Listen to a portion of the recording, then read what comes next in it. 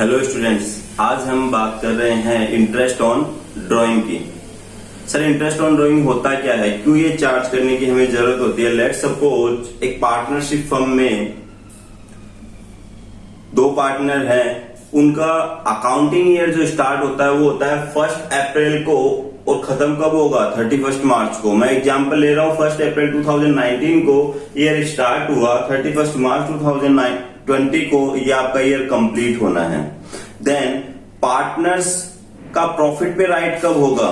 Sir, as per theoretical accounting हमें यही बताया गया है कि 31 मार्च को हम प्रॉफिट एंड लॉस अकाउंट बनाएंगे, उसी डेट को प्रॉफिट का डिस्ट्रीब्यूशन होगा पार्टनर्स के बीच में, तो 31 मार्च को बेसिकली उनको प्रॉफिट मिलेगा।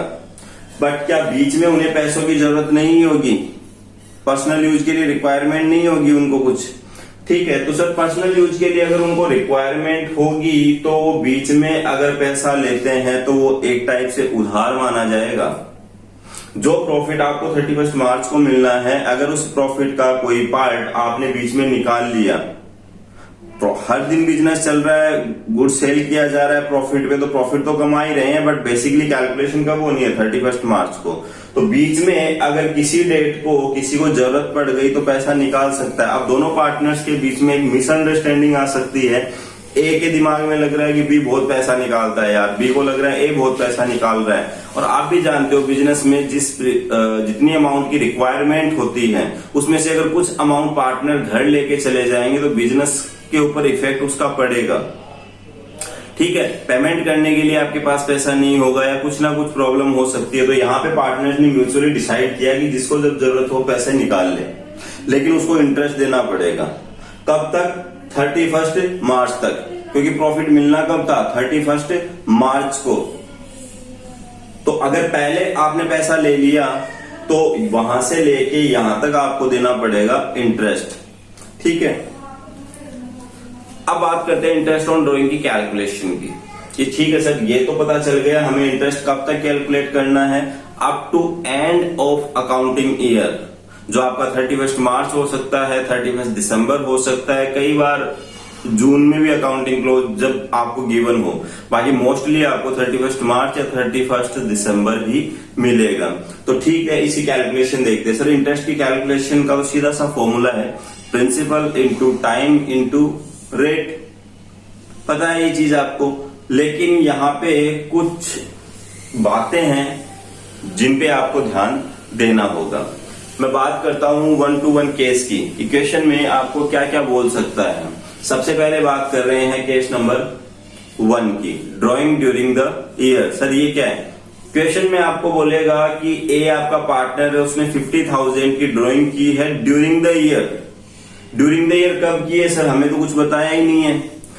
ये तो पता है कब तक का इंटरेस्ट कैलकुलेट करना है, ईयर एंड तक का कैलकुलेट करना है, लेकिन ड्राइंग की डेट बता देते तो वहां से लेके वहां तक का इंटरेस्ट हम कैलकुलेट कर देते हैं। तो इस सिचुएशन में एक कॉमन एजम्पशन अपन लेके चलते हैं, सब मतलब रूल सेट हो गया है। ये आप क्या ज्यूम करोगे, अपनी मर्जी से वो डेट आपको ज्यूम नहीं करनी है, वो आपको मान के चलना है कि ना स्टार्टिंग में ना एंड में, मिडिल में उसने वो ड्राइंग की है, ठीक है। ईयर के मिड में, इट मीन 6 मंथ जा चुके हैं, अभी कितने मंथ बचे हैं 6 मंथ। तो 6 मंथ का इंटरेस्ट आपको यहाँ पे कैलकुलेट कर देना है। तो पहला रूल अपने दिमाग में सेट कर लो, जब भी आपको बोले ड्राइंग ड्यूरिंग द ईयर तो आपको 6 मंथ का इंटरेस्ट कैलकुलेट करना है। अब अपन बात करते हैं केस नंबर 2 की, रेगुलर ड्राइंग। रेगुलर ड्राइंग से यहाँ पे मतलब है एक पार्टनर है, वो बोलता है कि भाई मेरे को तो ना घर खर्च के लिए हर महीने की महीने पैसा चाहिए, मैं 1 तारीख को आऊंगा हर महीने की और 1000 रुपीज निकाल के पर्सनल यूज के लिए ले जाऊंगा, ठीक है। अब 1 तारीख को आएगा 1000 रुपीज ले जाएगा, इट मीन जब ईयर स्टार्ट हुआ आपका 1 अप्रैल आया, 1 अप्रैल को आया, पैसा निकाल लिया। अब 1 अप्रैल को जो अमाउंट निकाला है किसी पार्टनर ने, उस पर इंटरेस्ट कितने टाइम का लगना चाहिए? सर, 31 मार्च तक लगा रहे हैं अपन, तो 1 अप्रैल के बाद तो पूरे 12 मंथ बचे हैं, ठीक है। वापस आया 1 मई को, फिर पैसे निकाल के ले गया, 11 महीने पहले लेके गया, इस बार 11 महीने का। 1 जून, 1 जुलाई, 1 अगस्त, ऐसे कंटिन्यूसली उसकी ड्राइंग चलती चल रही है। इट मींस जब ईयर एंड हुआ तो आपको पता चला कि इसने तो पूरी साल में 12 बार पैसे निकाले हैं। तो क्या 12 टाइम हम इंटरेस्ट की कैलकुलेशन करेंगे? आप कर सकते हो। कोई प्रॉब्लम नहीं है। लेकिन एग्जाम में 1 मार्क्स के क्वेश्चन के लिए आप 12 टाइम कैलकुलेशन नहीं करोगे। यहाँ पे एक मैथ की ट्रिक है, शॉर्टकट है। ठीक है, शॉर्टकट क्या है, हमें क्या करना है, अगर रेगुलर ड्राइंग हो, सेम टाइम इंटरवल से हो रही है, 1 अप्रैल के बाद 1 मई, 1 जून, 1 मंथ का टाइम इंटरवल है, अमाउंट भी 1,000 ही निकाल रहा है, तो same amount same time interval से, तो इसको रेगुलर ड्राइंग बोलते हैं। तो अगर ऐसा है तो आप शॉर्टकट ले सकते हो। 12 टाइम की इसकी ड्राइंग है तो 12,000 इसकी ड्राइंग एक साथ आपने लिखी, इंटू रेट अपॉन 100 लिख दिया।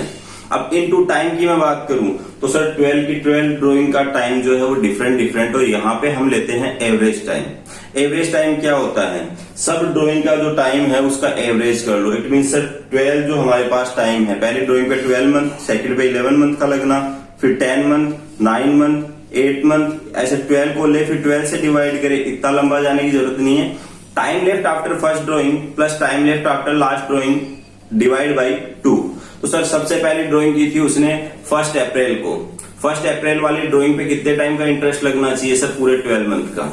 लास्ट ड्राइंग कब करेगा सर, ईयर एंड हो रहा है मार्च में, तो मार्च की बिगिनिंग होगी 1 मार्च को, तो 1 मार्च को आएगा, फिर पैसा निकाल के लेके जाएगा, तो उस पर कितना टाइम इंटरेस्ट लगना चाहिए सर, 31 मार्च को ईयर एंड हो रहा है, वहां तक लगा रहे, तो ये 1 मंथ का। तो time left after first drawing 12, time left after last drawing 1 month, 12 + 1 13 divide by 2 6.5। तो वहां हम क्या करेंगे, 12,000 into rate upon 100 into 6.5 upon 12 कर देंगे। अगर रेगुलर ड्राइंग हो तो आपको क्या करना है, उन सब ड्राइंग्स में चेक करना है time left after first drawing क्या है, time left after last drawing क्या है, डिवाइड बाई 2 कर देना है। अगर आपको कोई कंफ्यूजन हो रहा है तो यहाँ पे एक लिस्ट दे दी है मैंने आपको एवरेज टाइम की, फिक्स है। अगर क्वेश्चन में आपको बोले कि बिगिनिंग ऑफ ईच मंथ कर रहा है तो आप उसकी टोटल ड्राइंग लो, 12 की 12, ठीक है, इंटू रेट अपॉन 100 करो, इंटू बिगिनिंग के केस में क्या आएगा 6.5 आएगा। ये लिस्ट शीट है आपकी, याद कर लो इसको। मिडिल में क्या आएगा, एवरेज टाइम 6 आता है, एंड में क्या आता है 5.5 आता है। क्वार्टरली भी ड्राइंग कर सकता है, जरूरी थोड़ी मंथली करे, हर 3 महीने में एक बार हम पैसे निकाल के लेके जाए पार्टनर तो उस सिचुएशन में क्या होगा, एवरेज टाइम आएगा। क्वार्टरली अगर ड्राइंग कर रहा है बिगिनिंग ऑफ ईच क्वार्टर तो 7.5, मिडिल में 6 और एंड में 4.5, ये एवरेज टाइम है, ये आप याद कर लो। तो पहली सिचुएशन सर, केस फर्स्ट था हमारा ड्राइंग ड्यूरिंग द ईयर, अगर पार्टनर की गिवन हो तो 6 मंथ का कैलकुलेट कर देंगे।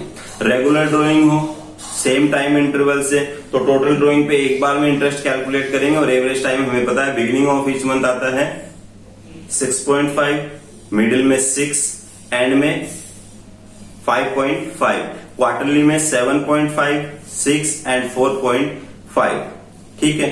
लास्ट सिचुएशन है आपकी केस नंबर 3। इसमें क्या होगा, ये है product method, irregular drawing. Drawing भी बार बार की है लेकिन टाइम इंटरवल सेम नहीं है या अमाउंट सेम नहीं है। इसके लिए एक एग्जाम्पल ले लेते हैं अपन। एग्जाम्पल अपन ले रहे हैं, यहाँ पे टोटल 4 ड्राइंग की है पार्टनर ने, 15 अप्रैल, 30 अप्रैल, 1 जून और 30 सितंबर। इरेगुलर है, कोई टाइम इंटरवल सेम नहीं है, चाहे जब निकाल रहा है पैसा। अमाउंट भी 3,000, 4,000, 3,000 एंड 5,000 निकाले हैं, ठीक है। अब अगर मैं बात करूं 1 to 1 तो सबसे पहली ड्राइंग आपकी कब हुई है, 15 अप्रैल को। 15 अप्रैल के बाद सर अप्रैल आधा ही गया अभी तो, मई, जून, जुलाई, अगस्त, सितंबर, अक्टूबर, नवंबर, दिसंबर, जैन, फेब, मार्च, टोटल 11.5 मंथ बाकी हैं। तो पहली ड्राइंग पे इंटरेस्ट लगना चाहिए 11.5 का। सेकंड पे ऐसे ही आती है कैलकुलेशन 11 की, फिर 10 एंड 6। अब टाइम आ गया आपके पास, अमाउंट आ गया, तो सर अमाउंट इंटू टाइम और एक रेट ही तो मल्टीप्लाई करना है, तो रेट को एक बार होल्ड पे रखो, प्रिंसिपल इंटू टाइम तो करो, जिसको हम क्या बोलते हैं, प्रोडक्ट। टोटल ले लो उसका। अब इस टोटल पे एक साथ आपको रेट लगा देनी है, total of product into rate upon 100 into time में आपको क्या रख देना है 1/12, क्योंकि रेट आपकी पर एनम है। 12 से डिवाइड करोगे पर मंथ में आ जाएगा, क्योंकि टाइम मंथ में ही आपने मल्टीप्लाई किया है, और वहां पे मैंने क्या रख दिया है 1, जिससे कोई फर्क नहीं पड़ेगा, ठीक है। तो आपका यहाँ पे इंटरेस्ट ऑन ड्राइंग आ जाएगा 1385, ठीक है। 3 सिचुएशन है, ध्यान रखनी है। ड्राइंग ड्यूरिंग द ईयर बोले 6 मंथ का कैलकुलेट कर दो, ठीक है। रेगुलर ड्राइंग बोले उस सिचुएशन में हमें देखना है मंथली ड्राइंग है कि क्वार्टरली ड्राइंग है। मंथली है तो बिगिनिंग है, मिडिल है कि एंड है। क्वार्टरली है तो बिगिनिंग है, मिडिल है, एंड है। जो एवरेज टाइम होता है वो एवरेज टाइम हम टोटल ड्राइंग पे लगा देंगे। और अगर इरेगुलर ड्राइंग हो गई तो एवरेज टाइम का कॉन्सेप्ट आप लगा नहीं सकते, तो प्रोडक्ट मेथड आप यूज में ले सकते हो। अदरवाइज 4 ड्राइंग पे सेपरेट इंटरेस्ट कैलकुलेशन करके उसका सम कर लो। बट मैं कह रहा हूं आपको टाइम खराब करने वाली बात हो जाएगी। वो एग्जाम में 1 मार्क्स का क्वेश्चन है, उसको आप इतना टाइम नहीं दे सकते, तो आपको ये मेथड्स फॉलो करने पड़ेंगे। Thank you so much.